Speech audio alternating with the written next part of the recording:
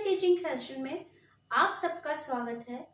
मैं मिसेस आरती सिंघल जीजीआईसी किठौर आज आपको जो पोयम पढ़ाने जा रही हूँ उसका नाम है सेल्म ऑफ लाइफ। ये 10th की सेकंड पोयम है और सेल्म ऑफ लाइफ लिखी है H.W. लॉन्गफेलो ने, जिनका पूरा नाम है हेनरी वेड्सवर्थ लॉन्गफेलो।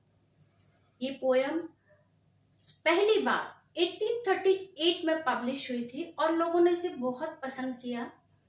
H.W. लॉन्गफेलो एक अमेरिकन पोएट थे और उन्होंने सेल्म ऑफ लाइफ में जीवन को डिस्क्राइब किया है। द पर्पस ऑफ लाइफ, जीवन का उद्देश्य क्या होना चाहिए, डिस्क्राइब किया है।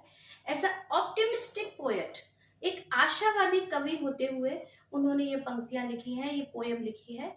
अब हम आते हैं कि सेल्म ऑफ लाइफ का क्या मतलब है। सेल्म का मतलब है स्तुति गान, वो गीत जो ईश्वर की आराधना के लिए लिखा जाता है या गाया जाता है, और इसमें भजन है, गीत है या कविता या प्रार्थना के माध्यम से लोग ईश्वर की आराधना करते हैं। तो सेल्म ऑफ लाइफ जीवन का एक गीत है।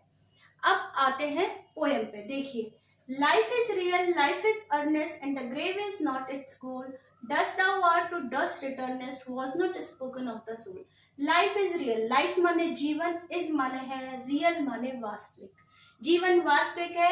लाइफ इज अर्नेस्ट, जीवन अर्नेस्ट माने गंभीर है, यानी जीवन वास्तविक है, कोई सपना नहीं है, वास्तविक है, असल है और गंभीर। लोग इसे जो मजाक में लेते हैं ना, वो मजाक नहीं है, ये सच में है। और इसमें हमारा उद्देश्य केवल ये नहीं है, ग्रेव इज नॉट इट्स गोल, केवल कब्र तक पहुंचना के जन्म हुए और कब्र तक पहुंच गए, केवल जन्म हुए और फिर बड़े हुए, फिर मौत, फिर बुढ़ापे का इंतजार किया, वो जीवन का उद्देश्य नहीं है। Dust thou art to dust returnest, dust मन होता है मिट्टी या धूल, तो मिट्टी क्या बना हुआ है मानव शरीर, मिट्टी में मिल जाना है, मिट्टी के बने शरीर को मिट्टी में ही मिल जाना है। was not spoken of the soul, ये शरीर के बारे में बात कही गई है। was not spoken of the soul, आत्मा के बारे में ये बात नहीं कही गई है। इसमें कवि कहना चाहता है कि जीवन का उद्देश्य केवल कब्र तक जाना नहीं है, यानी जन्म लिया और मर जाना, ये जीवन का उद्देश्य नहीं है, बल्कि जीवन का उद्देश्य इससे और कुछ बेहतर करना है। अगले में देखिए, अगले स्टैंजा में कह रहे हैं, not enjoyment and not sorrow is our destine and और वे। नॉट एंजॉयमेंट, एंजॉयमेंट माने होता है मनोरंजन, खुशी, आनंद प्राप्त करना। तो जीवन का उद्देश्य केवल आनंद प्राप्त करना नहीं है, एंड नॉट सॉरो, और ना हमेशा दुख में ही रोते रहना है कि हमें दुख है दुख है दुख है, हमेशा विपत्ति में पड़े रहना, ये भी जीवन का उद्देश्य नहीं है। इज अवर डेस्टिन एंड और वे, ये हमारा भाग्य नहीं है।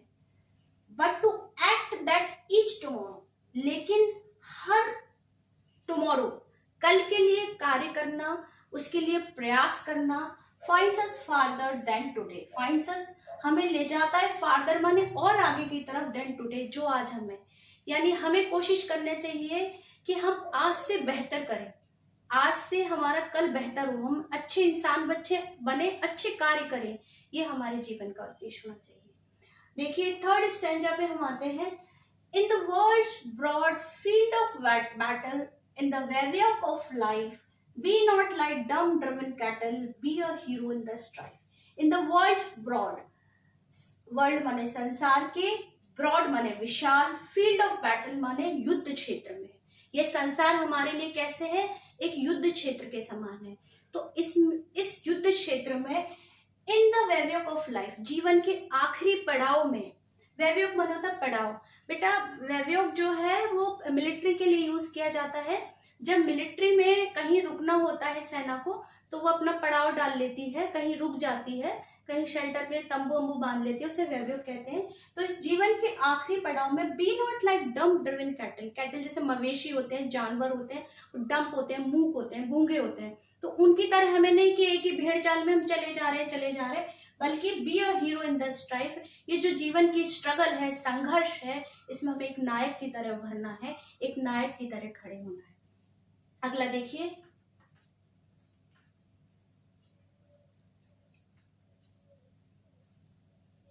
Late us then be up and doing with a heart for any faith. Let us then be up, खड़े हो जाइए, एंड डूइंग, और कर्म कीजिए, कार्य कीजिए, with a heart for any fate, ये सोचे बिना कि भाग्य क्या है, हमें कहाँ ले जा रहा है, स्टिल अचीविंग, हमेशा प्राप्त करते रहने की इच्छा, स्टिल परसुइंग, हमेशा आगे बढ़ते रहने की इच्छा, लर्न टू लेवर एंड टू वेट, हमें सीखना है कि हमें कर्म करना है और फल की इच्छा नहीं करना है, अपनी बारी का इंतजार करना है, ये हमारा उद्देश्य होना चाहिए जीवन का।